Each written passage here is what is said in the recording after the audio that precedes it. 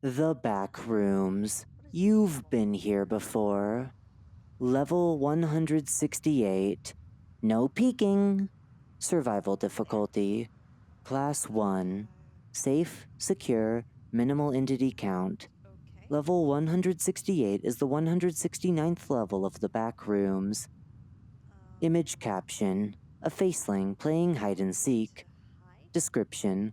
Level 168 typically appears as the interior of an impossibly expansive yet normal-looking house, or as an endless suburban neighborhood yard. In rarer cases, level 168 may also appear as a ridiculously vast town park, with an assortment of playground equipment, benches, trash cans, trees, and fountains. Water sources in this level are safe to drink from, and it is recommended to take advantage of them during breaks to remain hydrated. All external variants of level 168 appear to take place under fair weather conditions in which temperatures are always comfortable and daylight is constant. Similarly, the interior variant of level 168 is mostly well lit and spaces are properly heated. Furniture is present, arranged in an expected manner, and can be interacted with or moved without issue. You can easily find a variety of supplies throughout this level, especially in the interior variant. Windows on this level are considered safe, but entering one may result in you exiting level 168. Entities. The most common entities found on level 168 are child and adult facelings, though child facelings outnumber their adult counterparts to a considerable amount. Dark spaces such as closets, attics, and crawl spaces are to be avoided as you may run into smilers. All child facelings on level 168 are considered non-hostile unless provoked and have a unique desire to play the game hide and seek with any wanderer they find. It is impossible to refuse the first game, as wanderers who enter level 168 discover that they are already participating when a child faceling finds them in their hiding spot. Adult facelings act as passive supervisors and are more common in exterior variants of level 168, especially the park variant.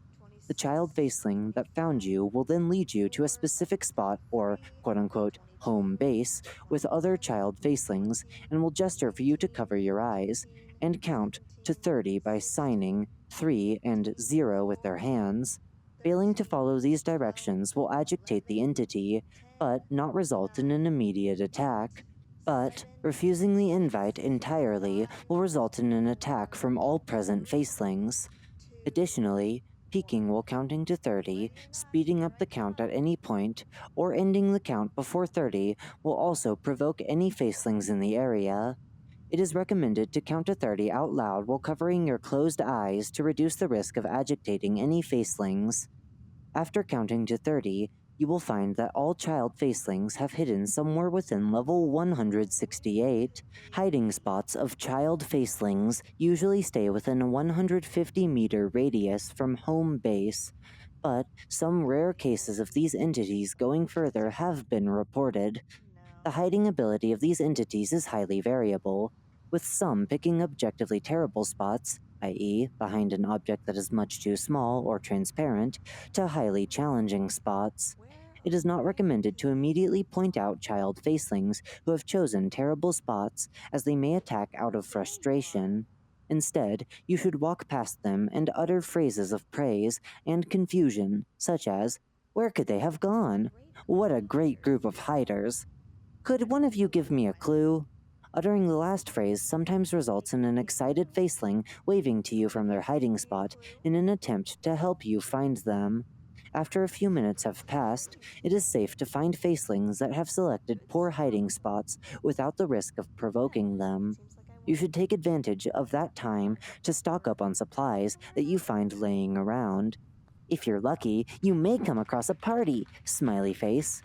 Note, see level 26, the SS Fun, smiley face. Once found, facelings will head back to home base and wait for you to return with the last faceling. The last child faceling you need to find is the most well hidden and will always be the first one that is found when you entered level 168. Upon finding the last faceling, they will take your hand and lead you back to home base, where the rest of the players will applaud you. Unless interrupted by adult facelings providing refreshments and snacks to the group, a new round of hide and seek will begin immediately. This time, the last found child faceling will start to, quote unquote, count to 30 by covering their face and nodding their head to each number. Okay. You must run and find a spot to hide, as refusing or making no attempt to do so will result in an attack.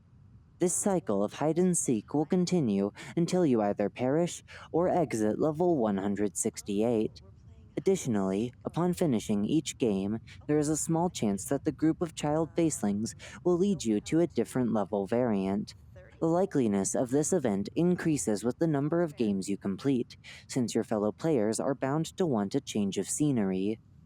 Bases, outposts, and communities. The Seekers. Consisting of a group of 9 people, the Seekers are wanderers who have been stuck in level 168 for an indefinite amount of time due to their inability to find the last faceling in their second game. Despite their near constant frustrated demeanor, they will cooperate with other wanderers and are open to trading.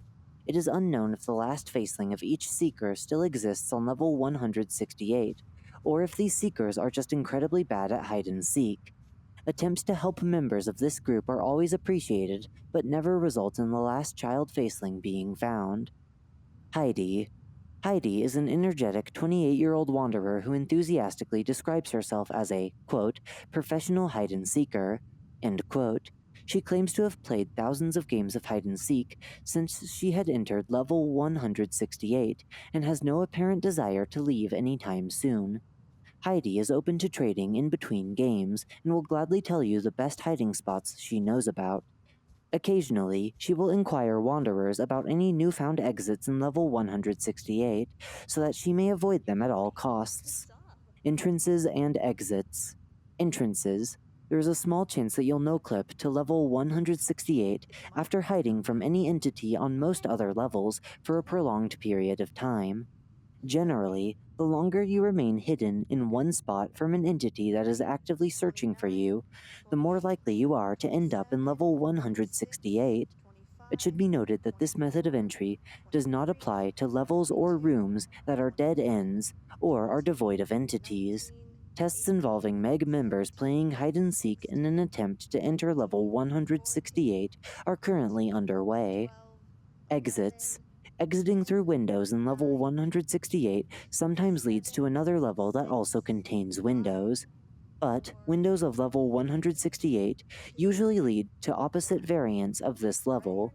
In other words, as exiting a window from the interior variant of level 168 tends to lead you to the exterior variant of level 168, and vice versa. It is also possible to exit level 168 by putting as much distance between you and home base as you possibly can. You have an extremely small chance of ending up in one of the following levels depending on the variant of level 168 you are trying to exit from. Interior variant. House. Level 18. Memories. Level 27. The Bunker Springs. Level 178. Kyoto Dreams. Level 282, the Mariner. Exterior variant, Neighborhood. Level 9, the Suburbs.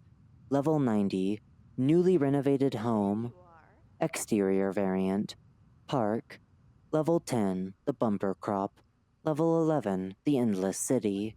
Level 172, the Industrial Region.